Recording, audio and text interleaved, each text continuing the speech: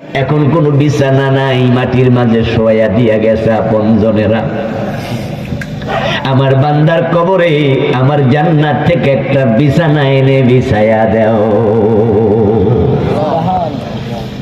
আমার বান্দাকে সাদা কাপড়ে জড়াইয়া রাইখা গেছে, বরং তোমরা জান্নাত থেকে পোশাক নিয়ে আমার বান্দারে পরাইয়া দাও। আমার বান্দার কবরটা বড় ছোট, দরজা নাই, জানালা নাই, আলোর ব্যবস্থা নাই, বরং আমি আল্লাহ অর্ডার করলাম কবরটা প্রশস্ত করে জান্নাতের দিকে একটা দরজা খুলে দাও। ও ফেরেশতারা, আর বেশি প্রশ্ন করা দরকার নাই, তোমরা আবার বেরিয়ে যাও। ফেরেশতারা আপনাকে শেখানো সম্মান দেবে, আর কোনো প্রশ্ন করবে না। জান্নাতের পোশাক পরিয়ে, জান্নাতের বিছানা বিছায়া, জান্নাতের দিকে দরজা খুলে তারা বের হওয়ার সময় একটা কথা শুধু বলবে, নাম কানাউমাতিল আরুস। কবরে ঘুমায়া যাও যেমন বাসর ঘরের দুলা ঘুমায়া থাকে।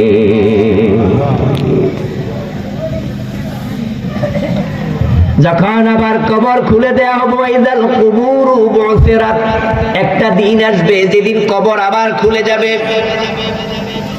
সুম্মা নুফিখা ফীহি উখরা ফাইদা হুম কিয়ামুন ইয়ানজুরুন। ইসরাফিল যখন তৃতীয়বার সিংহায় ফু দেবে, তখন আবার আল্লাহ কবর খুলে দেবে, মানুষ কবর থেকে দাঁড়াবে। যারা মুমিন তারা কবর থেকে উঠে দেখবে কবরের পারে ফেরেশতারা ফুলের মালা নিয়া, জান্নাতের গাড়ি নিয়ে দাঁড়ায় আছে। ইমানদারের সম্মান শুধু দুনিয়ায় নয়, এই সম্মান জান্নাত পর্যন্ত চলতেই থাকবে।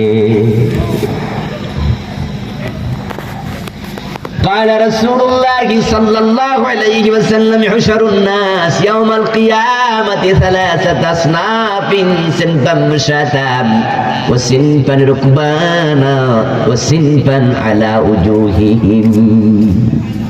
নবীজি মুহাম্মদ সাল্লাল্লাহু আলাইহি ওয়াসাল্লাম বলেন, কবর থেকে মানুষ তিন দলে বিভক্ত হয়ে উঠবে। এক দল যারা ভালো মানুষ, মুমিন, তারা উঠে দেখবে জান্নাতের গাড়ি কবরের পারে। ফেরেশতারা ফুলে ফুলে তাকে বরণ করবে, গলার ফুলের মালা দেবে, ফুলের পাপড়ি ছিটাবে, আহলান সাহলান মারহাবা মারহাবা ওয়েলকাম বলে বলে ফেরেশতা আপনাকে সম্মানের সাথে জান্নাতের গাড়িতে বসাবে। ওই গাড়ি তারাই চালায়া ডাইরেক্ট আল্লাহর আরশে আজিমের নিচে চলে যাবে। ও মুমিন, তোমাকে তুমি চিনো, তাহলে রবকে চিনবে। তারপরে এবার আরশে আজিমের নিচ থেকে আল্লাহ তাআলা বলবেন, যা যা ও আমার প্রিয় বান্দা, ফাদখুলি ফি ইবাদি ওয়াদখুলি জান্নাতি। আমার ভালো গোলাম, তুই গোলামের কাতারে ঢুকেছিস, এবার জান্নাতে ঢুকে যাও। সিকাল্লাযীনা তাকাউ রাব্বাহুম ইলাল জান্নাতি যুমারা। এবার ফেরেশতারা আপনার কাছে আবার আসবে, তারা এসেই আপনাকে আবার সসম্মানে জান্নাতের দিকে নিয়ে রওনা দেবে। হাত্তা ইযা জাউহা ওয়া ফুতিহাত আবওয়াবুহা ওয়া ক্বালা লাহুম খাযানাতুহা আসসালামুন আলাইকুম। আপনি জান্নাতের দরজায় যাবেন, সেখানে গিয়ে দেখবেন আরেক দল ফেরেশতা আপনাকে সালাম দিয়া বরণ করছে। ইমানদারের সম্মানের কথা বলছিলাম, এই ইমানদারদের নামে আল্লাহ সূরা নাজিল করছে। আমাদের আলোচিত সূরার নাম সূরাল মুমিনুন। এখন আল্লাহ যে সম্মান দিল ইমানের কারণেই তো দিল, নাকি? এখন এই ইমান ধরে রাখতে হবে তো। যদি ধরে না রাখেন তাহলে কিন্তু আবার এই শেখ হাসিনার মতোই লেস্টেজ গুটাইয়া পলানো লাগবে, পলানোর জায়গাও মিলবে না। দেখেন না, বাংলাদেশের তিনবার লাগাতার প্রেসিডেন্ট, এখন পলানোর জায়গা পৃথিবীর কোন দেশ দেয় না। ইন্ডিয়া দয়া করে একটু দিছে আর কি। যদি দয়া করে ইন্ডিয়া না দিত, যাইতো কই? যাওয়ার জায়গাও তো নাই। কি আশ্চর্য! দাকাত আলাইহিমুল আরদু বিমা রাহুবা। জমিনটা সংকীর্ণ তাদের জন্য আজকে, অথচ জমিন তো প্রশস্ত। এই যে আমার সামনে আপনারা যারা বসে আছেন, আমরা যারা আছি, আমরা যদি পাসপোর্ট করি, মালয়েশিয়া যাওয়ার জন্য ভিসা চাই, মালয়েশিয়া কি আমাদের ভিসা দেবে না? কথা বলেন না? আমরা যদি সৌদি আরব ওমরা করতে যেতে চাই, ভিসা পাবো না? কিন্তু প্রধানমন্ত্রী চাইলে মালয়েশিয়া ভিসা দিব? দেয় না। উনি কত দেশে চাইতে চাইছে, কেউ দেয় না। আমেরিকা কইছে নো ইন্টারেস্ট, আমার দেশে আসতে পারবে না। তার আত্মীয় স্বজন আপনার এই যে ইউকেতে, লন্ডনে থাকে, এবং তার নিজের আপন বোনের মেয়ে লন্ডনে বর্তমানে মন্ত্রী, উপমন্ত্রী। সেখানে সে মন্ত্রী, এমপি এবং পরে মন্ত্রী হয়েছে কিছুদিন আগে। সেখানে থাকতেছে, নিজের ছেলে জয় আমেরিকার নাগরিক। ওই আমেরিকা বলে, ইউকে বলে নো ইন্টারেস্ট, আমরা জায়গা দেবো না। অথচ আপনি চাইলে, যেমন আমেরিকা কিন্তু আমার বিশ্বাস, আমি চাইলে আজকে চলে যেতে পারি, আমার মানা করবেন না, কিন্তু উনাকে দিচ্ছেন। তাহলে অবস্থাটা কি আমার চেয়ে উনার বেশি ভালো না খারাপ? অথচ উনি কোথায় ছিল আর আমি কেনা? ভাবতে পারেন আপনি? আমার দোস্ত, আল্লাহ তাআলা আপনাকে আমাকে সম্মান দিছে, ফেরেশতাদের উপরে উঠাইয়া দিছে, ফেরেশতা পায়ের নিচে পাখা বিছাচ্ছে। কিন্তু যদি তুমি ঈমান হারা হয়ে যাও, তাহলে তোমার উপায় নাই, তুমি হয়ে যাবে শূকর কুকুরের চেয়ে আরো নিকৃষ্ট। তোমার সাথে ফেরেশতার দেখা হবে, আজরাইল তোমার কাছেও আসবে, তাসলিমা নাসরিন, তোর সাথে আজরাইলের দেখা হবে, হবে না? নরেন্দ্র মোদী, তোর সাথে আজরাইলের দেখা। বেনিয়ামিন নেতানিয়াহু, ইসরায়েলের প্রধানমন্ত্রী, কত মুসলমান ফিলিস্তিনে মারলি, আজরাইলের দেখা তোর সাথেও হবে। আইনামা তাকুনু ইউদরিকুমুল মাউতু ওয়ালাউ কুনতুম ফি বুরুজিম মুশাইয়াদা। আল্লাহ বলে, তোমরা যদি সীসা দিয়া শক্তিশালী প্রাচীর বানায়া তার ভিতরে অক্সিজেনের বোতল নিয়ে লুকায়া থাকো, অক্সিজেনের মাস্ক নাকে থাকবে, অক্সিজেন বোতলের ভিতরে থাকবে, মৃত্যু যখন আসবে তোমার মৃত্যু সেখানো হবে, আজরাইল সেখানো হাজির।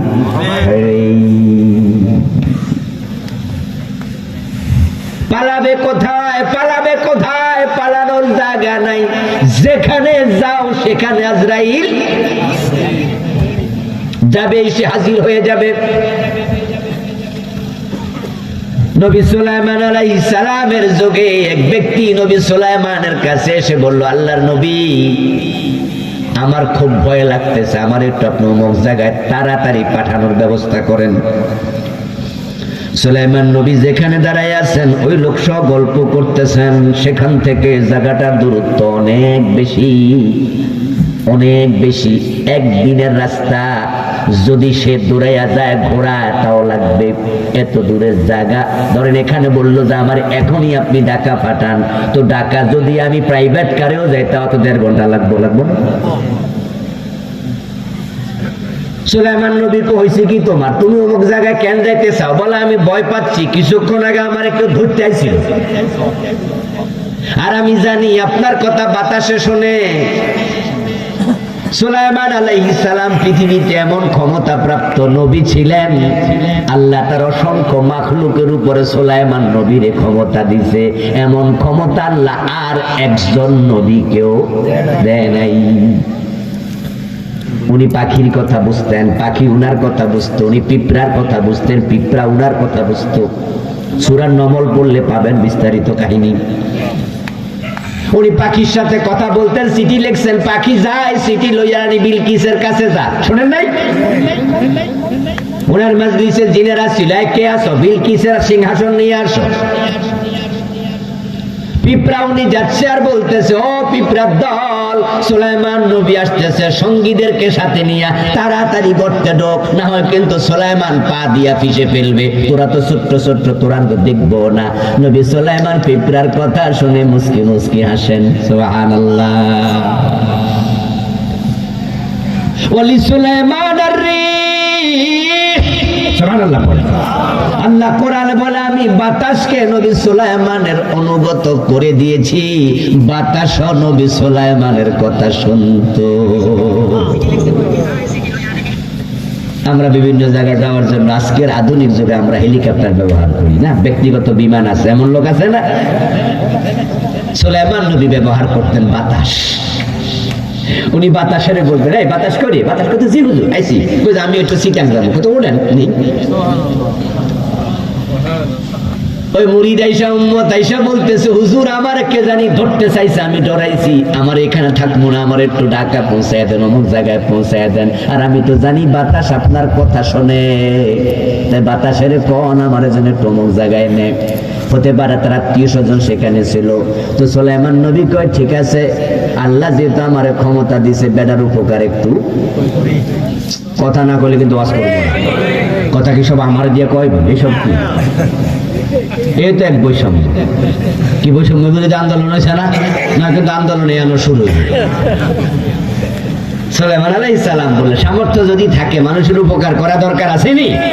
আপনারা করেন তো করবেন, উপকার করবেন। আপনি মানুষের উপকার করেন, আল্লাহ আপনার উপকার করবেন।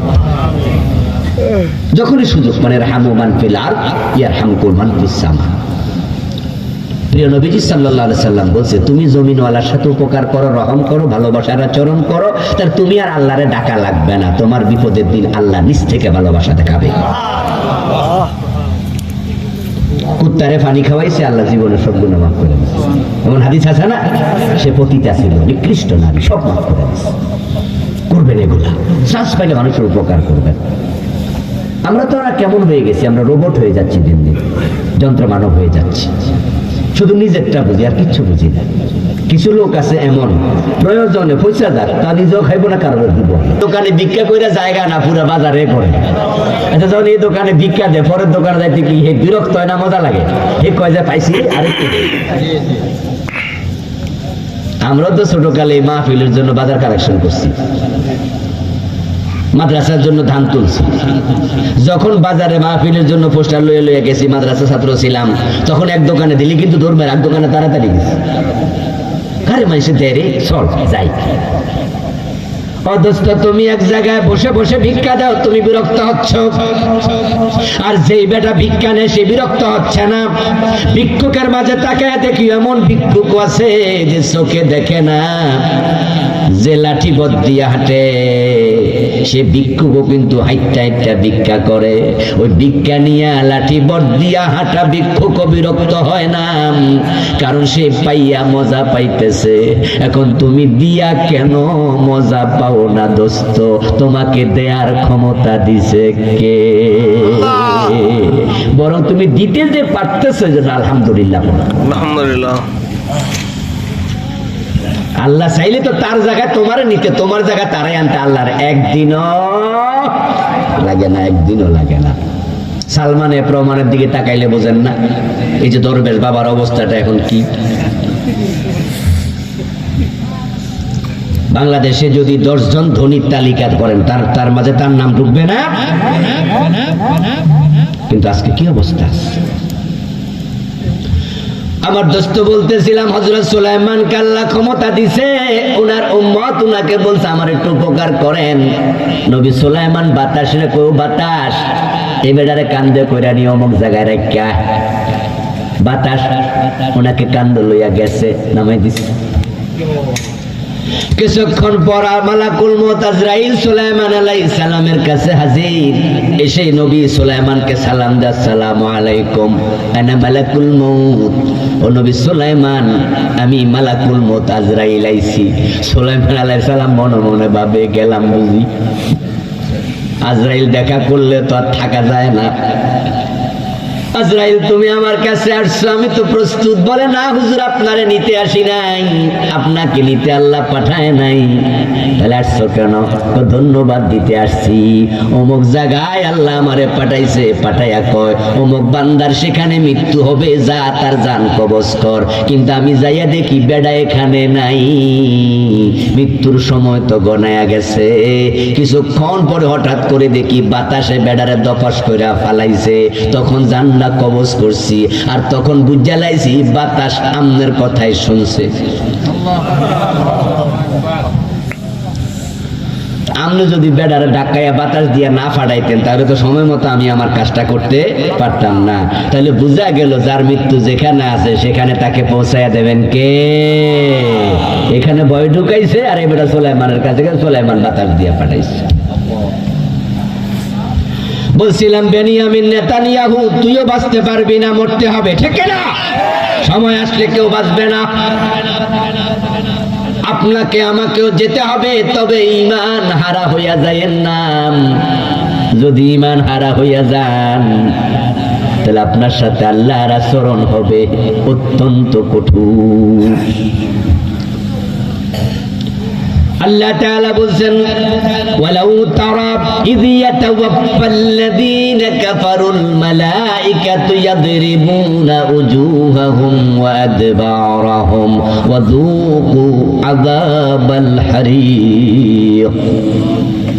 ও প্রিয় নবী, কাফেরের যখন মৃত্যুর সময় হয় তার কাছে ফেরেশতা যায়, যদি আপনি দেখতেন তার সাথে কি আচরণ করে, আচরণটা কি আবার আল্লাহ ব্যাখ্যা করে, ইয়াদরিবুনা উজুহাহুম ওয়া আদবারাহুম।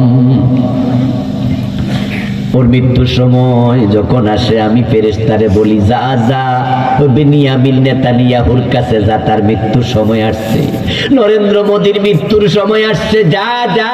ফেরেশতা যাওয়ার সময় আল্লাহ বলে, খালি হাতে যাইস না, জাহান্নামের আগুন দিয়ে বানানো কিছু চাবুক নিয়ে যা। ফেরেশতারা জাহান্নামের আগুনের বানানো চাবুক নিয়ে ব্যক্তির কাছে আসে, ইয়াদরিবুনা উজুহাহুম, এসে তার চেহারার মাঝে চাবুক দিয়া পিটাতে শুরু করে, ওয়াদবারাহুম, তার পিছনে পিটাতে থাকে, ওয়াযুকু আযাবাল হারিক। আর পিটানোর সময় ফেরেশতারা সবাই বলতে থাকে, জাহান্নামের দগ্ধকারী আযাবের স্বাদ আস্বাদন কর, স্বাদ নে, কেমন লাগে বল, যোগ স্বাদ গ্রহণ কর। তাহলে এক দলকে ফেরেশতা সালাম দেয়, আরেক দলকে ফেরেশতা চাবুক দিয়ে পিটায়। সালাম পাবে ঈমানওয়ালা, চাবুকের মাইর খাবে কাফের মুশরিকেরা। এখন সিদ্ধান্ত আপনি নেন, আপনার মরার সময় আপনি কোনটা চান? যদি সালাম পেতে চান ফেরেশতার, জান্নাত পেতে চান, ঈমানের যত্ন নেওয়া দরকার আছে না নাই? সূরাল মুমিনুন বড় দারুণ সূরা। এখানে আল্লাহ তাআলা মুমিনদের সফলতার সংবাদ দিছে, কাদ আফলাহাল মুমিনুন, মুমিনরা সফল। মুমিনের সফলতা মানি, মুমিন মানি জান্নাতি। সুবহানাল্লাহ। জান্নাত মানি সফলতা, টাকা পয়সা সফলতা না, গাড়ি বাড়ি সফলতা না, জান্নাত পাওয়া হচ্ছে সফলতা। কে জান্নাতি কে জাহান্নামী এই তালিকা কিন্তু অলরেডি আমরা তৈরি করে ফেলতেছি। আল্লাহ তাআলা আপনার আমলের উপরে ডিপেন্ড করে লিখে ফেলতেছে। ফেরেশতারা লিখতেছে, যার আমল ভালো সে হবে জান্নাতি, যার আমল খারাপ সে হবে জাহান্নামী। জাযাআম বিমা কানু ইয়ামালুন, জাযাআম বিমা কুনতুম তা'মালুন। কোরআন শরীফে অসংখ্য জায়গায় আল্লাহ বলছে আপনার জান্নাত হবে আমলের কারণে, জাহান্নাম হবে আমলের কারণে। তো আপনি কোথায় যেতে চান এই সিদ্ধান্ত আল্লাহ আপনাকে নেওয়ার সুযোগ দিচ্ছে। আচ্ছা, কেউ যদি সিনেমা হলে যেতে চায় ফেরেশতা কি বাধা দেয়? কথা বলেন না ভাইরা, বাধা দেয়? আচ্ছা, কেউ যদি মসজিদে যেতে চায় তাহলে কি পিছন দিয়ে কি জিনেরা ধরে রাখে? সুযোগ আপনার আছে, আপনার আছে। সমাজে কিছু লোক আছে যারা সিনেমা হলেও যায় আবার মসজিদেও যায়, এরা দুই জায়গাতে একসাথে যেতেছে, মাহফিলও আসে গানেও আসে। মসজিদে গিয়ে আল্লাহর সিজদা দেয়, আবার তারাই আল্লাহর আইনের কথা শুনে চেহারা কালো কইরা যে আল্লাহর আইনের কথা বলে তাকে রাজাকার বলে গালি দেয়। মসজিদে যাই আল্লাহর আইনের বিরোধিতা করে, আজীব মানুষ। আছে কিন্তু মসজিদে, মসজিদে কাকে সিজদা দিতে গেছে? তো হুজুর কার আইনের কথা কইছে? তো আল্লাহর আইনের কথা কইছে, হুজুরের ইমামতি থাকে না। গত 15 বছরে আল্লাহর আইনের পক্ষে কথা বলে ইমামতি হারাইছে এমন ইমাম সাহেব আছে না নাই? আচ্ছা, ইমামের চাকরি এটা কি হিন্দু বৌদ্ধ খাইছে? না। হিন্দু বৌদ্ধকে মসজিদে আইন না, তো কেডা খাইলে?